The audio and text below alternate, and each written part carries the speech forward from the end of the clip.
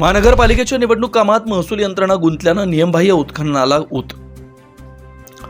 इचलकरंजी महानगरपालिकेची निवडणूक सुरू झाल्यानं शिरोळ तालुक्यातील तलाठी, मंडलाधिकारी, महसूल विभागातील कर्मचारी निवडणूक कामात गुंतले.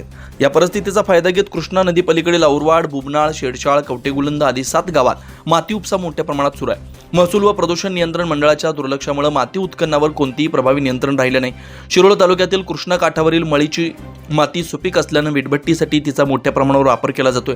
परिणामी कृष्णा काठावरील मळीघाट व शेती हळूहळू नामशेष होत चालली आहे. परवानगीपेक्षा कितीतरी पटीनं अधिक माती उपसा केला जात असून रात्रंदिवस नदीकाठी उत्खनन सुरू आहे. कृष्णा नदी काठावरील लाल माती सांगली जिल्ह्यातील अंकली, हरिपूर, इनामधामणी, बामणी, टाकळी, मिरज आदी भागात साठवली जात असल्याची चर्चा आहे. परवाना किती आणि प्रत्यक्ष उत्खनन किती याची कोणतीही तपासणी होत नसल्याचं चित्र आहे. शासनाचा महसूल भरतो म्हणून माती उपसण्याची मुभा असल्याची चुकीची भूमिका घेत हजारो ब्रास मातीचा उपसा सुरू आहे. या उत्खननामुळे नदीकाठावरील वनस्पती, प्राणीजीवन, पर्यावरण धोक्यात आलंय. नदीचं पात्र रुंद झालंय. अतिवृष्टी झाल्यास पावसाचं पाणी थेट गावांमध्ये शिरण्याचा धोका निर्माण झाला.